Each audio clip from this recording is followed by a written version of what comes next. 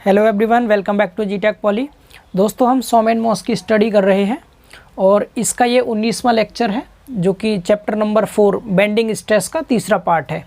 इससे पहले हम बेंडिंग स्ट्रेस के 2 पार्ट कंप्लीट कर चुके हैं, जिनमें कि हमने इसका थ्योरी पार्ट और बेंडिंग मोमेंट इक्वेशन का डेरिवेशन कंप्लीट कर लिया था। तो दोस्तों, पिछले 2-3 दिन से आपको लेक्चर नहीं मिल पा रहे थे और अभी भी लेक्चर शायद नहीं मिल पाता। आपके बहुत सारे कमेंट्स थे और टेलीग्राम पर भी बहुत मैसेज थे। तो रीज़न क्या है दोस्तों, मैं अभी घर पर आया हुआ हूँ, मेरे घर पे शादी है 12 दिसंबर की, जिस कारण से मैं लेक्चर नहीं ले पा रहा था। और ये लेक्चर भी मैं गांव से ही घर से ले रहा हूँ। और गांव में आप लोग जानते हैं लाइट की बहुत प्रॉब्लम होती है और ये सेटअप नहीं है पूरा। ये मेरा वो वाला बोर्ड है जिस पर मैं गांव के बच्चों को 12th क्लास के जो स्टूडेंट्स हैं उनको पढ़ाया करता था। तो उसी बोर्ड पर मैं ये लेक्चर शूट करने की कोशिश कर रहा हूँ। अगर इसमें आपको सबसे पहले ये लेक्चर जो रहेगा छोटा लेक्चर होगा, बहुत बड़ा नहीं रखेंगे। मैं सिर्फ एक ही टॉपिक इसमें कराऊंगा आपको, जो कि हमारा थ्योरी वाला बचा हुआ था, अजम्पशंस फॉर द प्योर और सिंपल बेंडिंग थ्योरी, यानी कि शुद्ध या फिर सरल नमन सिद्धांत के लिए जो मान्यताएं हैं उन मान्यताओं को मैं आपको इसमें कराऊंगा। टोटल 6 अजम्पशन होते हैं। तो 3 अजम्पशन मैंने आपके सामने लिखे हैं, 3 अजम्पशन और हैं। 6 अजम्पशन आपको समझा दूंगा। कभी कभी थ्योरी में ये 5 नंबर में पूछ लिए जाते हैं। और इस लेक्चर को बनाने का मेन पर्पज़ ये है कि आप इस वीडियो को देख करके मुझे कमेंट करके ये बताएंगे कि आपको जो बोर्ड पे लिखा हुआ है सब कुछ साफ साफ दिखाई दे रहा है या नहीं। हालांकि मैं जानता हूँ पहले जैसी क्लियरिटी नहीं हो पाएगी, बिकॉज ये स्टूडियो नहीं है, ओनली मैं घर से ही क्लास ले रहा हूँ इसको। तो अगर सब कुछ सही दिखता है तो मुझे जैसे जैसे टाइम मिलता है, बिकॉज मैं 15 को जाऊँगा कोचिंग में, तो 15 तक काफ़ी टाइम आपका वेस्ट हो जाएगा। अभी लगभग आपके 7-8 दिन बिगड़ जाएंगे। तो मैं कोशिश करूँगा इन 7-8 दिन में आपको जो बेंडिंग स्ट्रेस चैप्टर है इसके जितने भी न्यूमेरिकल क्वेश्चंस हैं सभी न्यूमेरिकल क्वेश्चंस मैं आपको करा दूंगा अच्छे से, ताकि हमारा ये चैप्टर पूरी तरह फिनिश हो जाएगा। एंड जितने भी और पार्ट प्रोवाइड कर पाऊंगा कोशिश करूंगा घर से ही प्रोवाइड कर दूं, जब तक कि हम कोचिंग नहीं जा रहे हैं। कोचिंग 15 को पहुंच जाऊंगा मैं, जहां से क्लास लेता हूं बिजनौर में। तो वहां से फिर तो आपको रेगुलर क्लासेस मिलेंगी लगातार, और रेगुलर क्लास भी रहेंगे तो बड़े बड़े लेक्चर्स रहेंगे। और ये क्लास लेने का मेन पर्पज़ ये है कि आप लोग बहुत परेशान हो रहे थे, पता नहीं सर ने क्यों क्लास रोक दी, क्या आगे कंटिन्यू कोर्स करेंगे भी या नहीं। तो घर में ही शादी है इसलिए थोड़ा सा आना ज़रूरी था, तो इसलिए क्लास को रोका गया है। इतना टाइम नहीं मिल पाया कि आपको रीज़न बता सकें क्लास क्यों नहीं आ रही है, तो माफ़ कीजिएगा उसके लिए। बट अगर आप इस क्लास को देखिएगा, भी समझाऊंगा थोड़ा सा, बहुत बड़ा लेक्चर नहीं रहेगा। अगर आपको साफ साफ सब कुछ दिखाई दे रहा है तो मैं घर के काम में से भी 1-2 घंटे टाइम निकाल के आपको लेक्चर प्रोवाइड करता रहूँगा 15 तक। 15 के बाद फिर मैं आपको बड़े बड़े मैराथन लेक्चर प्रोवाइड करूँगा, जैसे हमने मैकेनिक्स में लास्ट टाइम पे किए थे। वैसे सिंगल लेक्चर में एक चैप्टर फिनिश करेंगे हम, 2-2, 3-3 घंटे के लेक्चर रहेंगे, तो वहाँ से आपको काफ़ी हेल्प होगी। तो आप लोग परेशान ना हो, इसलिए मैं आपको ये लेक्चर प्रोवाइड कर रहा हूँ, ठीक है। तो कमेंट करके सभी लोग बताइएगा कि आपको जो मैं यहाँ पढ़ाने वाला हूँ ये सब कुछ समझ आ रहा है, साफ साफ दिखाई दे रहा है या नहीं। थोड़ी सी क्लियरिटी की दिक्कत होगी, लेकिन फिर भी अगर आपको क्लियर दिख जाएगा तो आप मुझे कमेंट करके जरूर बताएंगे, ताकि मैं आपको आगे और लेक्चर भी प्रोवाइड कर दूँ। और ये लेक्चर बहुत बड़े नहीं हो पाएंगे क्योंकि यहाँ पर वाईफाई का सेटअप भी नहीं है, तो मोबाइल के नेट से ही 1.5 GB लगभग डेटा मिलता है, तो उससे ही मैं आपको लेक्चर प्रोवाइड करूँगा। तो थोड़ा सा कोऑपरेट कीजिएगा। 15 तक, सिर्फ 12 की शादी होने के बाद 13-14 में पहुंच जाऊंगा मैं। 15 से आपको क्लास रेगुलर करने की पूरी कोशिश करेंगे, ठीक है। तो फिलहाल मैं इसको समझाता हूँ। देखिए, अजम्पशन क्या होते हैं, यानी सिंपल बेंडिंग थ्योरी की क्या क्या मान्यताएं होती हैं, इसको समझेंगे। मान्यताएं का मतलब होता है दोस्तों, अजम्पशन से मतलब है कि जो चीज़ वास्तव में संभव ना हो और कोड के अनुसार अपने आप मान ली गई हो।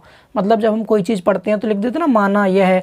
जैसे हम कहते हैं मैथ में माना x बराबर इतना है, तो उसी तरह से हम क्या करेंगे, यहाँ पर मान लेते हैं कुछ चीज़ों को जो वास्तव में संभव नहीं होती है, उन्हीं को हम मान्यताएं कहते हैं। अब माना क्या क्या गया है, तो सबसे पहली जो मान्यता होती है हमारी सिंपल बेंडिंग थ्योरी की, पहली मान्यता क्या है, धरन का जो पदार्थ है वो सर्वांगसम तथा समगुण होता है। सर्वांगसम तथा समगुण से मतलब क्या है, homogeneous and isotropic. Homogeneous and isotropic होता है। और होमोजीनियस एंड आइसोट्रोपिक किसे कहते हैं हम, तो मैंने आपको ये लेक्चर में बताया भी था कि कोई भी ऐसा मटेरियल, जैसे मैं आपको ये कोई एक पदार्थ है, ये कोई भी एक मटेरियल है, अगर मैंने कह दिया ये होमोजीनियस है, होमोजीनियस का मतलब हो गया एक ही पदार्थ से मिलकर बना है पूरा मटेरियल। क्या आपने देखा है बीम केवल एक ही पदार्थ की बनी होती है? अगर मैं आरसीसी की बीम की बात करूं तो RCC beam reinforcement cement concrete अलग अलग पदार्थों की बनी होती है। और हमने क्या कहा इसको, होमोजीनियस। होमोजीनियस का मतलब क्या हो गया, जो सेम पदार्थ की बनी हो। तो इसीलिए यहाँ पर ये मान्यताएं हैं। वास्तव में बीम जो होती है वो होमोजीनियस नहीं होती है, सर्वांगसम नहीं होती है। होमोजीनियस मतलब क्या हो गया, एक ही पदार्थ की जो बनी हो, लेकिन बीम एक पदार्थ की नहीं बनी होती। इसको मान लिया गया है, इसलिए इसको मान्यता में रखा गया है। कि क्या रखा गया, बीम का जो पदार्थ होता है, मटेरियल होता है, वो कैसा होता है, होमोजीनस होता है। एंड आइसोट्रोपिक का मतलब क्या है, होमोजीनस एंड आइसोट्रोपिक का मतलब है अगर हम इस पदार्थ के किसी एक पॉइंट पर देखें तो किसी एक पॉइंट पर सभी डायरेक्शन में इसकी जो प्रॉपर्टी होंगी, गुण होंगे, वो सेम होंगे। जैसे मैं ई की बात करूं, ई हम जानते हैं इलास्टिक प्रॉपर्टी होती है, तो ई सभी दिशा में कैसी होगी, सेम होगी अगर ये पदार्थ हमारा होमोजीनस एंड आइसोट्रोपिक है तो यहाँ पर यही लिखा हुआ है, धरन का पदार्थ सर्वांगसम तथा समगुण यानी होमोजीनस एंड आइसोट्रोपिक है, जिससे सभी दिशाओं में धरन का प्रत्यास्थता गुण इलास्टिक प्रॉपर्टी समान होती है। सभी डायरेक्शन में इलास्टिक प्रॉपर्टी कैसी होती है, सेम होती है। तो हम कह देंगे हमने अपनी बीम को कैसा मान लिया, होमोजीनस एंड आइसोट्रोपिक मान लिया है। यहाँ तक समझ आ रहा है। दूसरा अजम्पशन देखिए, इसका दूसरा अजम्पशन क्या है, दूसरे अजम्पशन में लिखा हुआ है धरन का नमन उसकी प्रत्यास्थता की सीमा के अंदर ही होता है। मतलब जो हमारी बीम है वो बेंड होती है, तो वो कहाँ तक बेंड होती है, केवल इलास्टिक लिमिट तक ही बेंड होगी बीम। इलास्टिक लिमिट का मतलब क्या है, बीम बेंड हो जाएगी और जब मूवमेंट हट जाएगा तो फिर से अपनी ओरिजिनल शेप और साइज में आ जाएगी। इसको हम कह देंगे इलास्टिक लिमिट तक हो रहा है ये बेंड, ठीक है। तो यहाँ पर दूसरा मान्यता है, वास्तव में ऐसा संभव नहीं है। अगर बीम कोई बेंड करती है ना तो वो इलास्टिक लिमिट की रेंज से भी बाहर निकल जाती है और टूट भी जाती है कई बार, ठीक है। तो क्या बोल देंगे हम कि दूसरा junction, bending of the beam is with in elastic limit, यानी बीम की बेंडिंग इलास्टिक लिमिट तक होती है, ठीक है। तीसरा जंक्शन है इसमें, धरन की कोई भी अनुप्रस्थ काट जो कि नमन से पहले समतल है तो नमन के बाद भी समतल ही रहती है। मतलब कहने का क्या है, कहने का मतलब यह कि कोई बीम है, उस बीम का क्रॉस सेक्शन है, अगर क्रॉस सेक्शन बेंडिंग से पहले प्लेन था तो बेंडिंग के बाद भी वो प्लेन ही रहता है। ये होगी इसकी तीसरी मान्यता। मतलब जैसे ये कोई बीम है, ये क्या है, ये कोई बीम है, जैसे हमने यहाँ 3D में बना ली, ये बीम थी। अब बीम का ये क्रॉस सेक्शन है, बेंडिंग से पहले कैसा, प्लेन है ये वाला। तो जब बीम बेंड कर जाएगी इस तरह से, जब बीम क्या कर जाएगी, इस तरह से बेंड कर जाएगी बीम, तो बेंडिंग के बाद भी ये जो इसका क्रॉस सेक्शन होगा ये वाला, ये कैसा रहेगा, प्लेन होगा। बेंडिंग से पहले भी और बेंडिंग के बाद भी इसका क्रॉस सेक्शन प्लेन ही रहता है। इतना बताइए, सभी को समझ आ रहा है। तो ये तीन मैंने आपको अजम्पशन समझाएं, एक बार आप इन तीनों का स्क्रीनशॉट ले लीजिएगा ताकि आपको अच्छे से याद हो जाए। मैं अब आपको आगे के 3 अजम्पशन और समझा देता हूँ इसको रफ करके, ठीक है। तो चलिए देखिए, 3 अजम्पशन ये हैं, इन तीनों को और समझ लेते हैं हम। जिसमें चौथा है हमारा, धरन की प्रत्येक परत अपने ऊपर या नीचे वाली अन्य संपर्क परतों को बिना प्रभावित किए हुए फैलने या सिकुड़ने के लिए स्वतंत्र होती है। कहने का मतलब क्या है, बीम है, बीम में बहुत सारी लेयर्स होती हैं, तो यहाँ पर कोई भी अगर एक लेयर फैलती है या सिकुड़ती है तो वो किसी दूसरी लेयर को प्रभावित नहीं करेगी। तो ये यहाँ पर इंग्लिश में लिखा है, every layer is free to expand and contract with respect to other contact layers. यानी कि कोई भी एक लेयर है वो फ्री है फैलने और सिकुड़ने के लिए, वो किसी दूसरी लेयर को प्रभावित नहीं करेगी।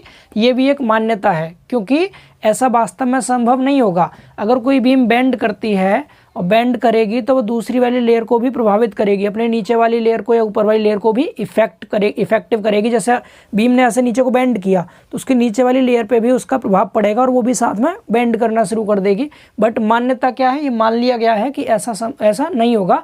हमने क्या मान लिया इसमें, हमने कह दिया कि अगर बीम की कोई भी लेयर है, अगर वो बेंड करती है तो वो अपनी संपर्क दूसरी वाली लेयर पर प्रभाव नहीं डालेगी, उससे बिल्कुल फ्रीली एक्सपेंड होगी या फिर सिकुड़ जाएगी, ठीक है। ऐसे अगला जो पांचवा है हमारा, पांचवा जंक्शन क्या है, तनाव तथा संपीड़न दोनों ओर की परतों में धरन के पदार्थ का यंग मापांक या प्रत्यास्था मापांक ई का मान समान रहता है। तो ये एक मान्यता है क्या, कि जब कोई बीम बेंड कर जाती है तो वो 2 पार्ट में बढ़ जाती है। न्यूट्रल लेयर के ऊपर वाला पार्ट कंप्रेसिव हो जाता है, नीचे वाला पार्ट टेंशन हो जाता है। तो टेंशन में और कंप्रेशन में दोनों ही क्षेत्रों में ई की वैल्यू सेम होगी। ई यंग प्रत्यास्था मापांक होता है, क्लियर ना। तो ये भी एक मान्यता है पांचवी। क्या है, the value of modulus of elasticity is same for the layers of the beam under tension and compression. English में भी आप साथ साथ पढ़ते चलिए, बिकॉज जो बच्चे CBSE बोर्ड के उनको भी इजीली समझ में आ जाएगा। तो ये भी आसान मान्यता है।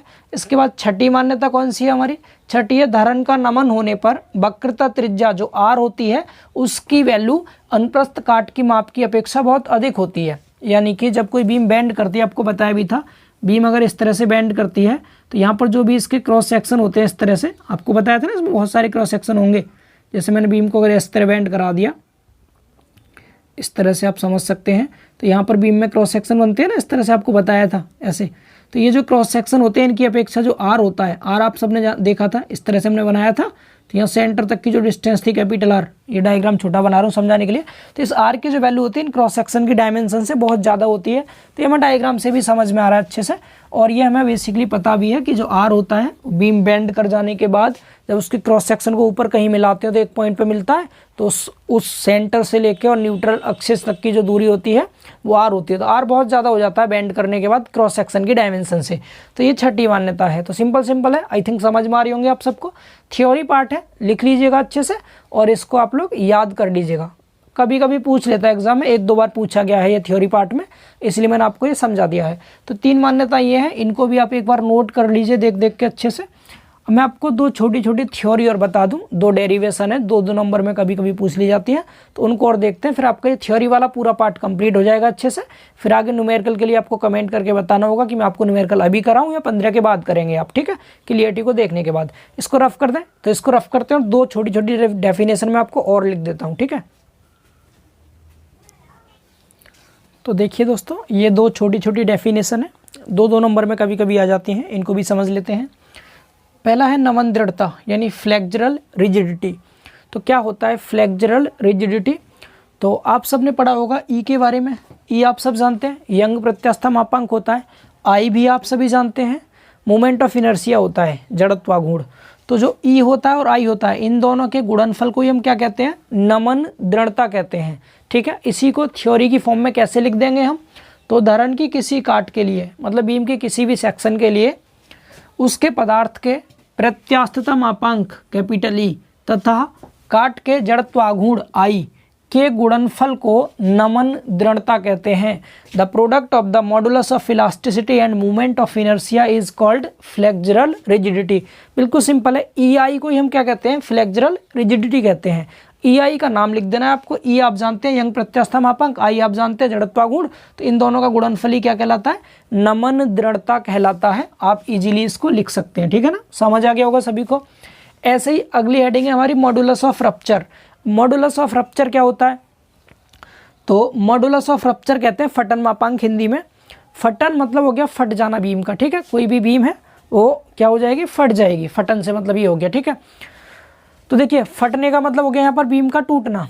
फटने से मतलब क्या हो गया? बीम का टूटना हो गया। अब बीम कैसे टूट जाती है? जब हम बीम पर कोई भी मूवमेंट लगाते हैं तो उस बेंडिंग मूवमेंट के कारण कई बार क्या होता है? बीम टूट जाती है। तो जिस बेंडिंग मूवमेंट पर बीम टूटती है, यदि कोई भी अंग या मेंबर नमन आघूर्ण एम पर टूटता है, तो इस एम का यूज करेंगे हम बेंडिंग मूवमेंट इक्वेशन में और सिग्मा निकाल देंगे। बेंडिंग मूवमेंट इक्वेशन क्या होती है? M upon I equal to sigma upon by. इस बाई को इस साइड ले जाओ तो यहाँ से हमें सिग्मा बराबर क्या मिल जाएगा? एम बाई अपॉन में आई। तो इस एम का, यानी ये एम क्या है? ये वह एम है जिस मूवमेंट की वैल्यू पर कोई मेंबर टूट जाता है। तो जिस मूवमेंट की वैल्यू पर कोई मेंबर टूट जाता है, उस मूवमेंट की वैल्यू का बेंडिंग मूवमेंट इक्वेशन में यूज करके जब हम सिग्मा निकालेंगे तो इस सिग्मा की इस वैल्यू को ही हम क्या कहते हैं? मॉडुलस ऑफ रप्चर कहते हैं। बिल्कुल सिंपल, यानी m के जिस मान पर कोई भी बीम टूट जाती है तो m के उस मान का यूज इस बेंडिंग मोमेंट इक्वेशन में करके सिग्मा की जो वैल्यू ज्ञात करेंगे, उस सिग्मा की वैल्यू को ही हम मॉडुलस ऑफ रप्चर कहते हैं। उम्मीद करते हैं समझ आ गया होगा सभी को। ये यहाँ लिखा है, यदि कोई मेंबर नमन गुण m पर टूटता है तो इस मान का यूज करके बेंडिंग मोमेंट इक्वेशन की सहायता से ज्ञात किए गए बेंडिंग स्ट्रेस सिग्मा के मान को ही हम फटन मापांक कहते हैं। इसको हम क्या कह देंगे? फटन मापांक। जबकि ये m कौन सी वैल्यू है? जिस वैल्यू पर कोई भी मेंबर टूट जाता है। समझ आ रहा है सभी को? तो ये इसका भी एक बार आप स्क्रीनशॉट ले लीजिए जिससे कि आप इसको नोट्स में ऐड कर पाएँ। तो अब ये जो आपका चौथा चैप्टर है बेंडिंग स्ट्रेस, इस बेंडिंग स्ट्रेस का थ्योरी पार्ट जितना भी था पूरा कंप्लीट हो चुका है। अच्छा, कुछ बुकों में इसी बेंडिंग स्ट्रेस के अंदर मूवमेंट ऑफ इनर्शिया दे रखा है, तो मूवमेंट ऑफ इनर्शिया आपके सिलेबस में है, वो अलग से चैप्टर है, मैं पूरा कराऊंगा कंप्लीट आपको। यहाँ पर मैं मूवमेंट ऑफ इनर्शिया आपको नहीं करा रहा इस चैप्टर में, उसको अलग से पढ़ेंगे हम, ठीक है। अब केवल इसके न्यूमेरिकल क्वेश्चंस बचे हैं, तो आप लोग मुझे कमेंट करके बता दीजिए कि इतनी क्लियरिटी में आपको समझ में आ जाएंगे क्वेश्चंस अगर मैं आपको कराऊँ तो, ताकि मैं आपको क्लासेज अभी से ही कंटिन्यू कर पाऊँ। घर पर हूँ मैं, आराम से क्लास आपको दे सकता हूँ 1-2 घंटे का टाइम निकाल के, कोई दिक्कत नहीं है। लेकिन अगर आपको क्लियरिटी में थोड़ी सी दिक्कत आ रही है तो कोई दिक्कत नहीं, 15 के बाद से हम रेगुलर कर लेंगे क्लास को। आप कमेंट सेक्शन में ज़रूर कमेंट करें, ठीक है, अपनी राय ज़रूर दें। जिससे कि मैं आगे डिसीजन लेने में कोई हिचकिचाहट ना हो, मुझे मैं समझ सकूं कि हाँ आपको क्लास प्रोवाइड करनी चाहिए अभी या नहीं। अगर आपका जवाब होगा यस कीजिए सर हम समझ लेंगे, तो मैं आपको लेक्चर कल से ही स्टार्ट कर दूंगा, जिसमें न्यूमेरिकल क्वेश्चंस कराऊंगा आपको बोर्ड पर, इजीली समझ में आ जाएंगे। ठीक है, तो फिर मिलते हैं बहुत जल्द अगली क्लास में, तब तक के लिए बाय बाय, टेक केयर।